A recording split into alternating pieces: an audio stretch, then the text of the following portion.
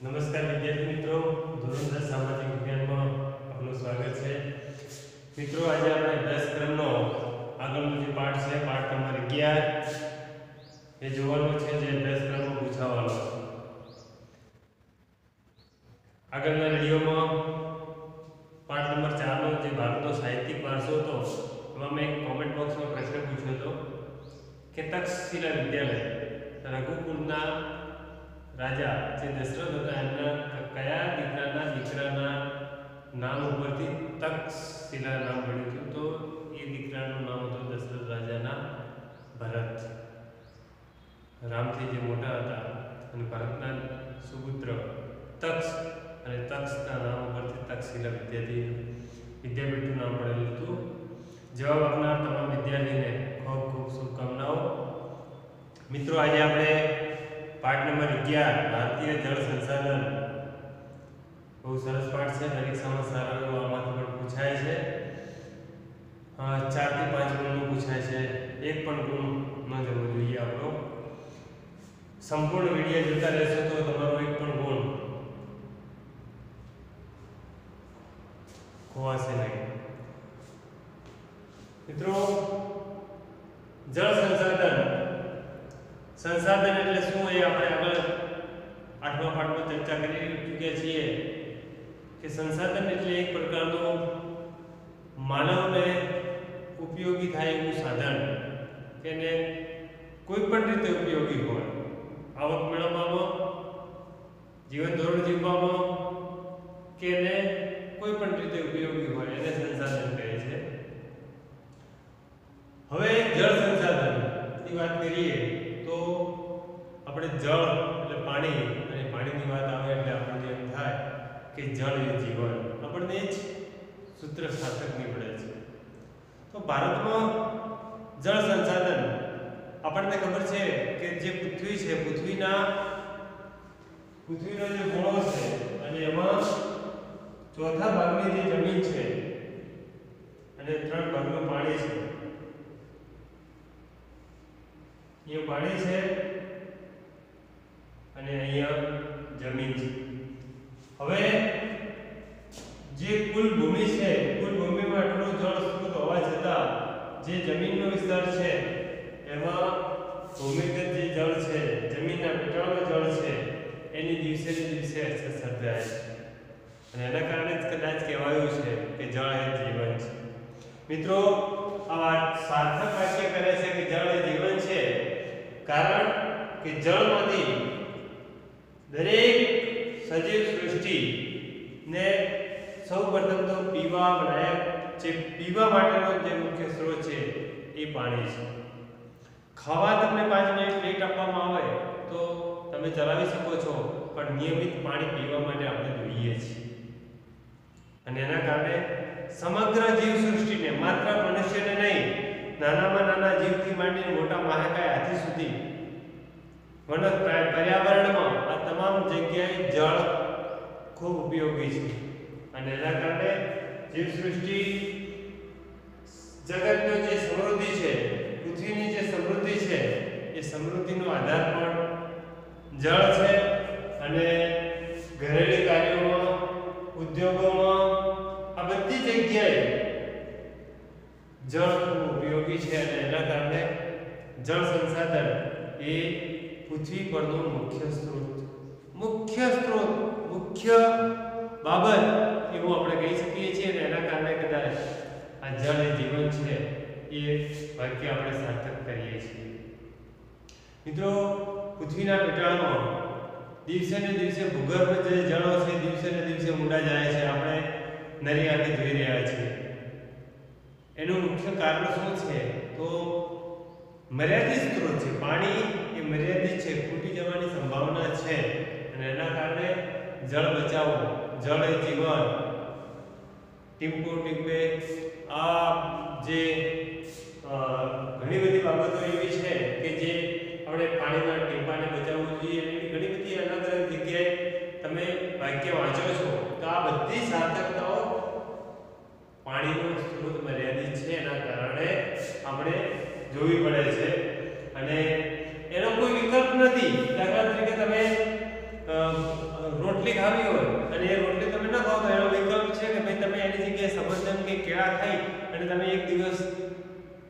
ટકાવી શકો છો તમારી શરીરને, અથવા જે રોટલી ખાવાની છે એની જગ્યાએ તમે કોઈ જગ્યાએ કેરીનો રસ કે કોઈ પીણા પીને પણ તમે એક દિવસ રહી શકો છો, પણ પાણી વગર એક મિનિટ પણ રહેવી શકાતું નથી. એનો બીજો કોઈ વિકલ્પ નથી, એનો બીજો કોઈ વિકલ્પ નથી. અને એના કારણે જ આ પર્યાવરણને પણ જીવંત રાખવામાં, જે જીવસૃષ્ટિ છે, સજીવ સૃષ્ટિ છે, પર્યાવરણ છે, જંગલ છે, વનો, વૃક્ષો છે, એ બધાને જીવંત રાખવામાં, હરિયાળું રાખવામાં પાણી મહત્વનો ભાગ ભજવે છે.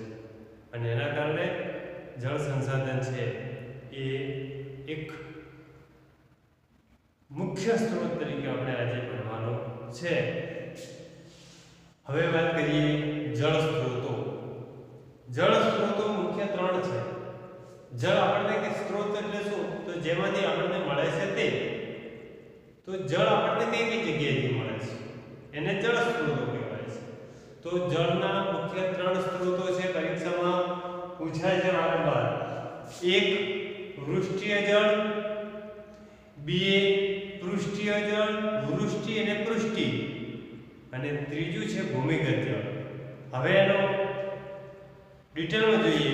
વૃષ્ટિય જળ એટલે શું? તો વૃષ્ટિય જળ એટલે જે વરસાદ રૂપે આપણને જે જળ પ્રાપ્ત થાય છે એને વૃષ્ટિય જળ કહે છે. વરસાદ રૂપે આપણને જે જળ પ્રાપ્ત થાય છે, અતિશય વરસાદ પડે, નદી તળાવો છલકાય, સરોવરો ભરાઈ જાય, અને એને વૃષ્ટિય જળ કહે છે. પૃષ્ઠીય જળ એટલે શું? તો પૃષ્ઠીય જળ એટલે તળાવો, સરોવરો, નહેરો, ઝરણાઓ, નદીઓ, આ બધી જગ્યાએ જે વહેતું પાણી છે એને પૃષ્ઠીય જળ કહેવાય. અને પૃષ્ઠીય જળનો મુખ્ય સ્ત્રોત છે નદી. નદી માંથી જ પૃષ્ઠીય જળ સૌથી વધારે પ્રમાણમાં મળે છે, વહેતું જળ, અને એને પૃષ્ઠીય જળ કહે છે. અને ભૂમિગત જળ એટલે જમીનના ભૂગર્ભમાંથી મળતું જળ, એને ભૂમિગત જળ કહેવાય છે.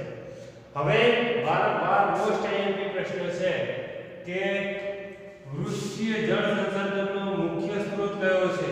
આ પ્રશ્ન વારંવાર પૂછાય છે. ધ્યાન રાખજો, મોસ્ટ આઈએમપી છે. 2021 ની બોર્ડની પરીક્ષામાં હશે જ ફોર ચેલેન્જ. તો એના માટે જળ સંસાધનનો મુખ્ય સ્ત્રોત આવું પૂછાય તો વૃષ્ટિ. વૃષ્ટિ એટલે વરસાદ. જળ સંસાધનનો મુખ્ય સ્ત્રોત શું છે? વરસાદ. વૃષ્ટિ એની જગ્યાએ ઓપ્શન હોય તો એની જગ્યાએ આવી રીતે લખેલું છે વૃષ્ટિ, તો એ તમને ભૂલવાનું નહીં. વૃષ્ટિ એટલે વરસાદ. તો જળ સંસાધનનો મુખ્ય સ્ત્રોત છે વરસાદ, અને એ વૃષ્ટિય જળ છે, અને એ પર્યાવરણને હરિયાળું રાખવાથી જો વધારે વરસાદ પડે તો એ વૃષ્ટિ વરસાદ આવે છે.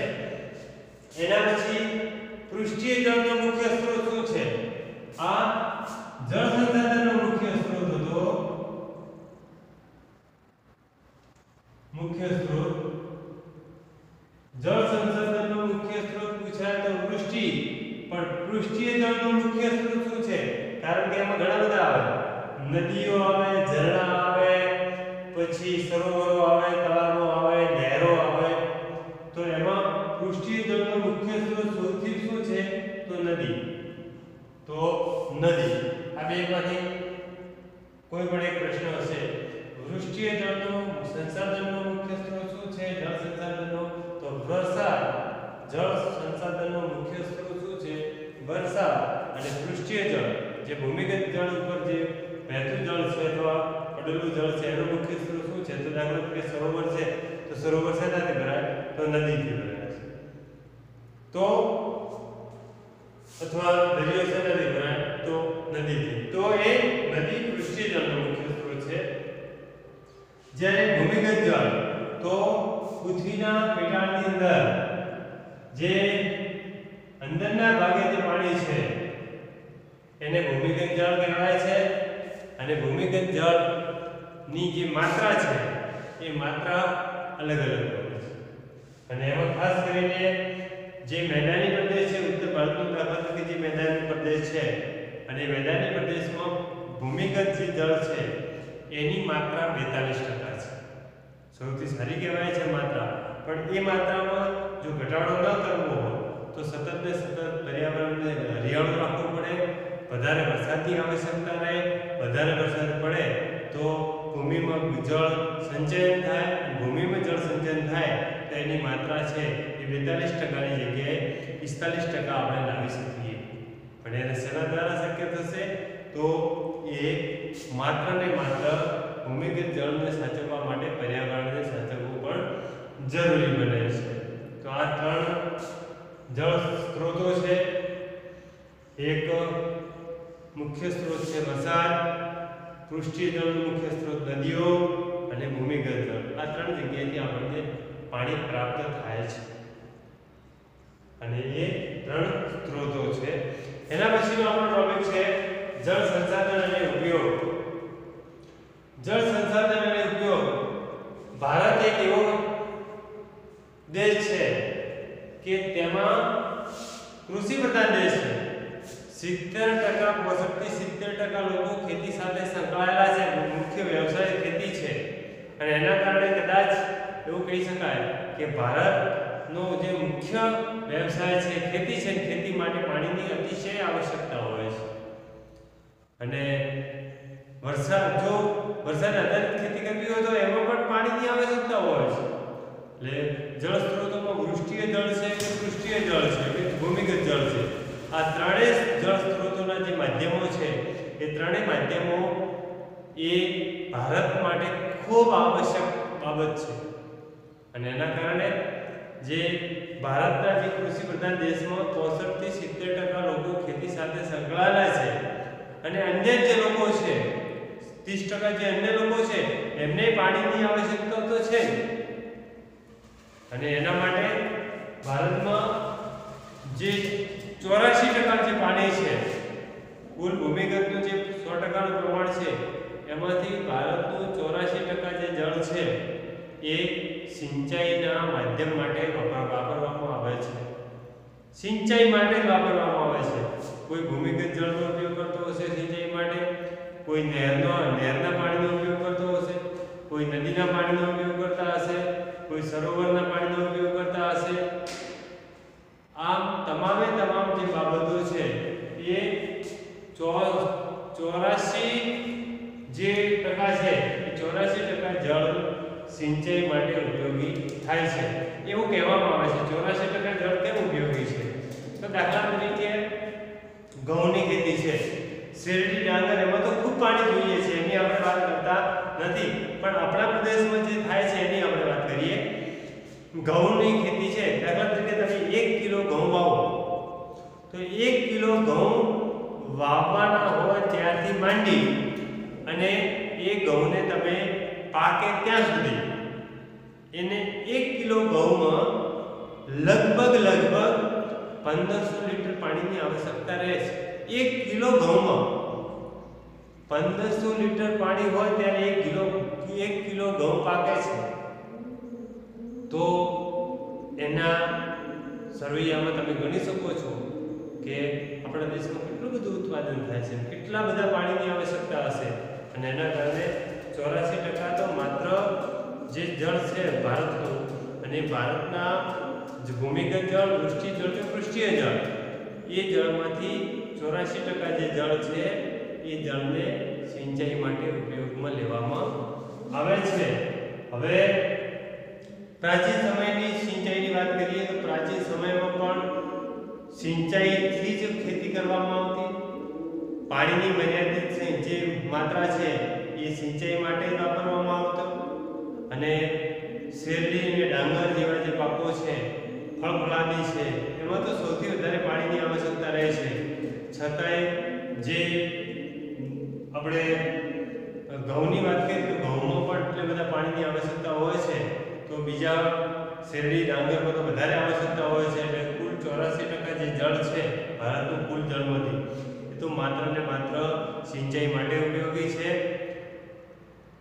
નહેરોના નિર્માણની વાત કરીએ તો પ્રાચીન સમયથી માંડી અને દાખલા તરીકે સિંચાઈ ખૂબ ભારતમાં અગત્યનો ભાગ ભજવે છે એવું કેમ કહી શકાય તો ઈસવીસન પૂર્વે બીજી સદીમાં, આજે 21મી છે, બીજી સદીમાં હજારો વર્ષ પહેલા કાવેરી નદીમાંથી ગ્રાન્ડ એનિકટ નામની જે નહેર છે, નહેરનું નિર્માણ થયું। ગ્રાન્ડ એનિકટ આ નહેર છે, એ નહેર કઈ નદીમાંથી એનું નિર્માણ કરવામાં આવ્યું તો કાવેરી નદીમાંથી। તો કાવેરી નદીમાંથી ગ્રાન્ડ એનિકટ નામની જે નહેરનું નિર્માણ થયું એ છેક બીજી સદીમાં થયું।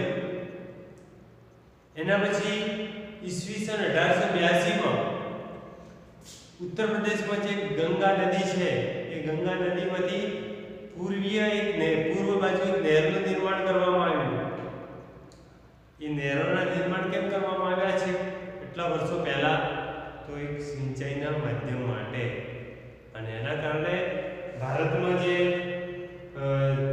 જળ સંસાધન છે એ જળ સંસાધન સૌથી વધારે ખેતી માટે, એના પછી જળ પાયન જે પીવાલાયક પાણી છે એ માટે, પર્યાવરણ માટે, જીવસૃષ્ટિ માટે એનો ઉપયોગ થઈ રહ્યો છે અને એ ખૂબ અતિ આવશ્યક છે એવું આપણે કહી શકીએ છીએ। એના પછી સિંચાઈના માધ્યમોની વાત કરીએ તો સિંચાઈના મુખ્ય 3 માધ્યમો છે। સિંચાઈના માધ્યમો, સિંચાઈ કેવી રીતે થાય છે? જે આપણે કહીએ છીએ કે ભારતનું કુલ જળ છે એમાંથી 84% જળ સિંચાઈ માટે વાપરવામાં આવે છે, તો કેવી રીતે? એના પર 3 માધ્યમો છે। કયા કયા? તો એક કુવા અને ટ્યુબવેલ। ટ્યુબવેલ એટલે જે બોરવેલ માંથી બનાવવામાં આવેલું છે એને ટ્યુબવેલ કહેવાય છે। કુવા અને ટ્યુબવેલ આ જળ જે સિંચાઈ છે, સિંચાઈનું પહેલું માધ્યમ છે।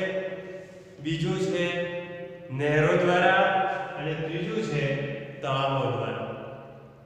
આ 3 માધ્યમો છે તો સિંચાઈના। તેમાં મુખ્ય માધ્યમ કયું? ભારતમાં લગભગ 80% થી ઉપર લોકો સિંચાઈ દ્વારા ખેતી કરે છે અને એ કુવા અને ટ્યુબવેલ દ્વારા કરે છે અને એ મુખ્ય માધ્યમ છે। એના પછી નહેરો, તો નહેરોમાં ગંગા જે બારે માસ રહેતી નદીઓ છે હિમાલયમાંથી ઉત્તર ભારતમાં, તે ઉત્તર ભારતના જે મેદાની પ્રદેશ છે એમાં નહેરો દ્વારા ખેતી કરવામાં આવે છે। છેક રાજસ્થાન સુધી ઇન્દ્રા નહેરનું નિર્માણ થયું છે, તો એ મેદાની પ્રદેશો છે અને મેદાની પ્રદેશોમાંથી નહેરમાંથી ખેતી કરવામાં આવે છે। અને તળાવો અને સરોવરોમાંથી સૌથી વધારે ક્યાં? તો જે દક્ષિણ ભારતના રાજ્યો છે, તમિલનાડુ છે, કર્ણાટક છે, કેરળ છે, મહારાષ્ટ્ર સુધી, આંધ્રપ્રદેશ, આ બધા જે રાજ્યો છે એમાં નહેરો, જે તળાવો છે, તળાવો ચોમાસામાં જે વરસાદ વરસે છે વૃષ્ટિજળ, અને એના દ્વારા પાણી એકઠું કરવામાં આવે છે અને એ એકઠા પાણીમાંથી સિંચાઈ કરવામાં આવે છે। તો એ નહેરો દ્વારા ઉત્તર ભારતમાં અને તળાવો દ્વારા દક્ષિણ ભારતના રાજ્યોમાં મુખ્ય ખેતી થાય છે। અને ભારતની સરેરાશ વાત કરીએ તો ટ્યુબવેલ અને નહેરો દ્વારા એ મુખ્ય માધ્યમ છે સિંચાઈનું, અને એ ટ્યુબવેલ અને નહેર જે કુવા છે એ કુવા અને ટ્યુબવેલથી ભારતની મુખ્ય ખેતીના પાકો લેવામાં આવે છે। તો આ હતી સિંચાઈના માધ્યમો। પૂછાય તો ફરીથી ધ્યાન રાખજો, સિંચાઈના મુખ્ય 3 માધ્યમો છે, કુવા અને ટ્યુબવેલ જે મુખ્ય માધ્યમ છે ભારતમાં।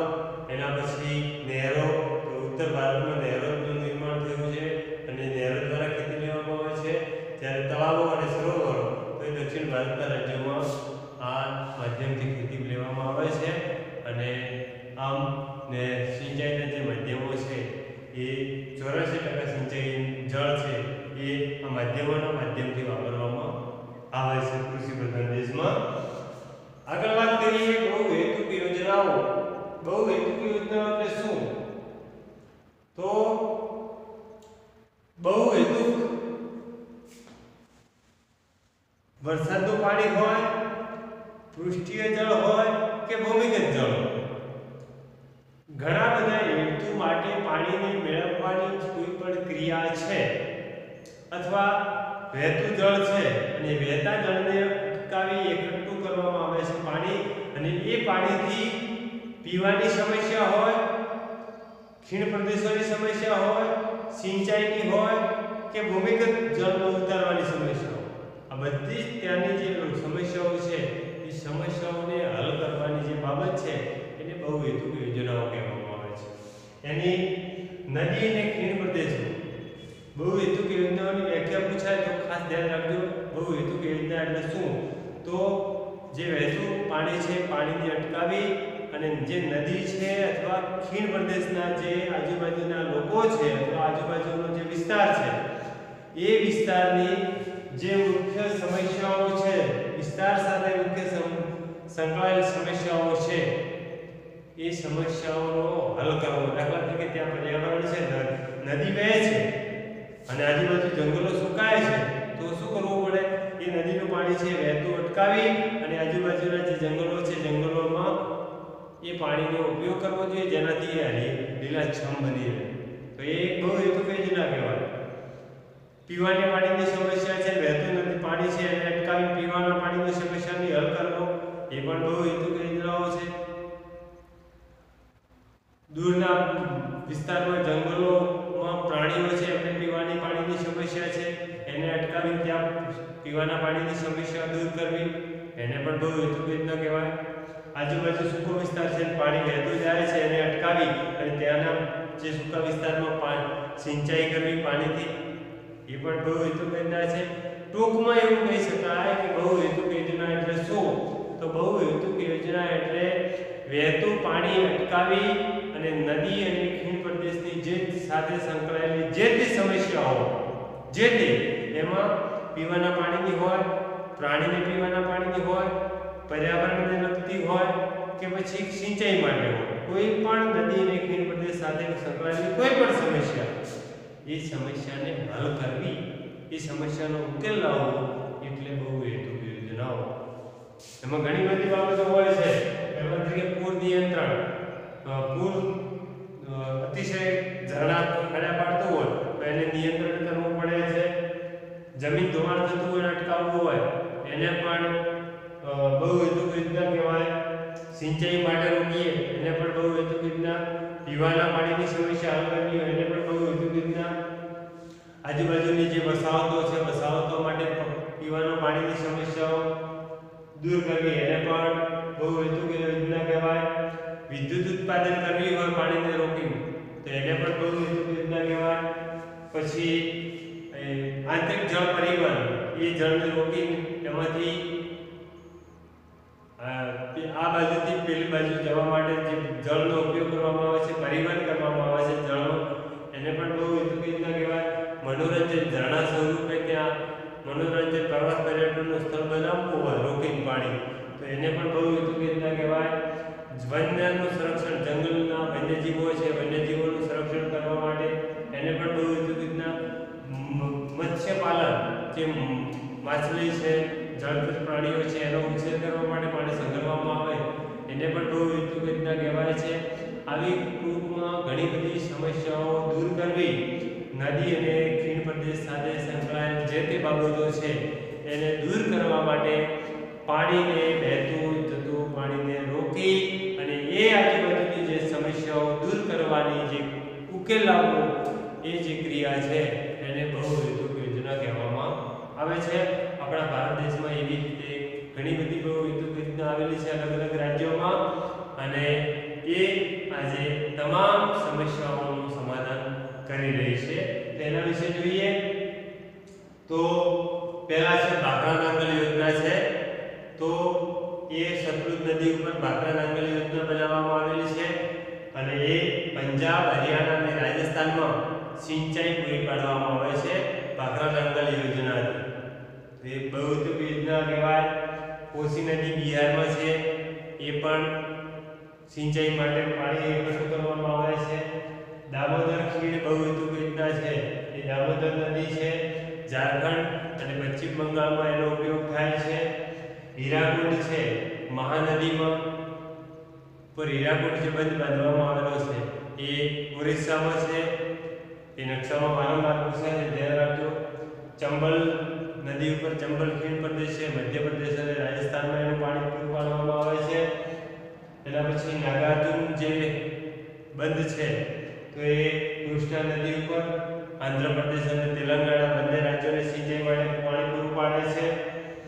કૃષ્ણ રાજ સાગર છે કાવેરી નદી ઉપર કર્ણાટક અને તમિલનાડુમાં સિંચાઈ માટે પૂરું પાડે છે.